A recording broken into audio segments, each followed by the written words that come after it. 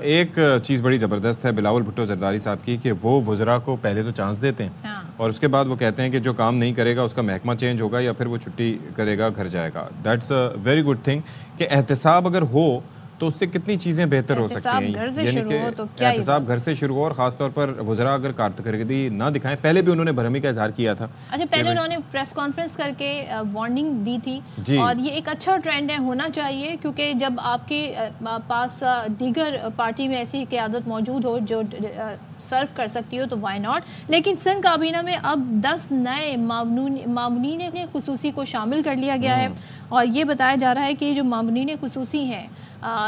اب کچھ ایسے وزراء ہیں ویسے جن کی کہتے ہیں نا وزارت خطرے میں پڑ گئی ہے تو وہ کمزور وکٹ پر اس وقت کہنا چاہیے کھیل رہے ہیں. اب کارکردگی کس طرح جانچی گئی ہے یہ ایک بڑا اہم سوال ہے کیونکہ پہلے ہی کہہ دیا گیا تھا کہ جو نہیں کارکردگی دکھائے گا وہ گھر جائے گا. اور ساتھ ہی ہم نے یہ دیکھا کہ کابینہ میں نئے چہرے شامل کرنے کی انہوں نے ہدایت بھی کی جس کے اب کچھ عمل درآمد ہو چکا ہے. تو لالا اسد پٹھان ہمارے ساتھ موجود ہیں, چیف رپورٹر سندھ ہیں, ان سے ذرا بات کر لیتے ہیں.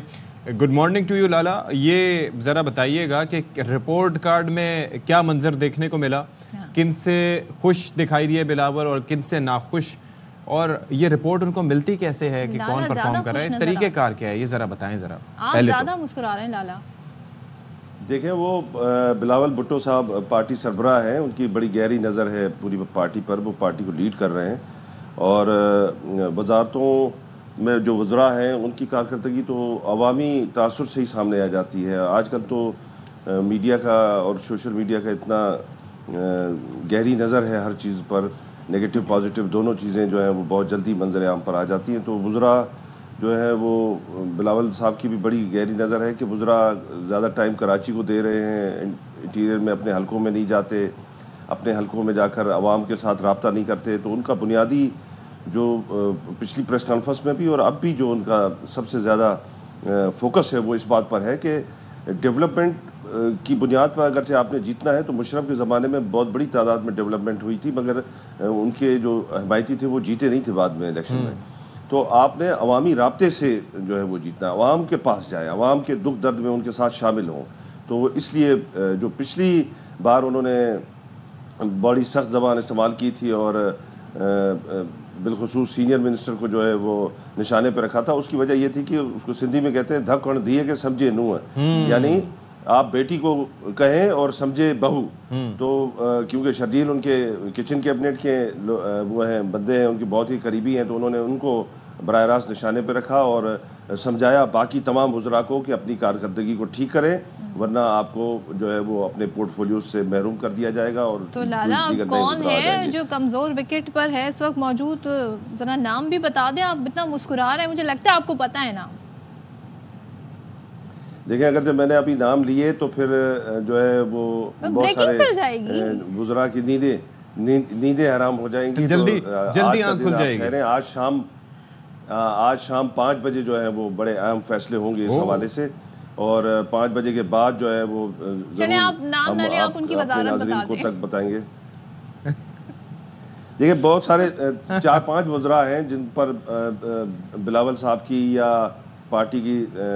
جو ہے وہ نظریں ہیں کہ ان کی ترغیب بہت مایوس کن ہے. وہ زیادہ تر ٹائم اپنے حلقوں میں اور عوام کو نہیں دیتے, بہت ٹائم وہ سونے پہ گزارتے ہیں اور بہت کم ٹائم وہ عوام کے لیے جو ہے وہ اپنا ٹائم سرو کرتے ہیں. تو اس لیے اب وہ سمجھ جائیں گے جب میں یہ کہوں گا کہ بہت ٹائم وہ سونے پہ گزارتے ہیں, تو 3-4 وزراء ہیں جو زیادہ تر سوتے رہتے ہیں, تو ان پر بلاول صاحب کی ان پر بڑی گہری نظر ہے. اور اس کے علاوہ جو کل انہوں نے ایک تو پارٹی کے اندر یہ بھی چیز ڈسکس ہوئی کہ میڈیا پر ہمارے کن چہروں کو جو ہے وہ نمایاں کیا جائے اور کون ہمارے پیپلز پارٹی کے کاموں کو اور دیگر معاملات کو جو ہے وہ میڈیا پر جا کر اجاگر کرے گا. تو اس لیے انہوں نے کل ایک پڑھے لکھے نوجوانوں کی اچھی سی ٹیم بنائی ہے اور ان کو معاون خصوصی بھی بنا دیا اور ترجمان بھی بنا دیا ہے تاکہ وہ میڈیا پر آ کر جو ہے وہ میڈیا کے سوالات کا جواب دے سکیں. شفلنگ ہوگی یا وزارت لے لی جائے گی, یہ ایک میرا سوال ہے معصومانہ سے. دیکھیں وزارت ایک دو سے تو وزارت لینے کے امکانات ہیں، باقی شفلنگ کے تو زیادہ تر امکانات ہیں، کیونکہ کافی سارے پورٹ فولیو ایسے ہیں جس میں ماضی میں بہت اچھا کام ہوا تھا، اب اس میں سست روی ہے، وہ بہتر طریقے سے عوام تک ان کے ثمرات نہیں پہنچ رہے، تو اس لیے بلاول صاحب چاہتے ہیں کہ اس میں شفلنگ کی جائے، اور ایک دو اس طرح کے وزراء ہیں جو سارا دن سوتے رہتے ہیں، تو اس لیے ان سے وزارتیں پورٹ فولیو لے لیے جائیں گے اور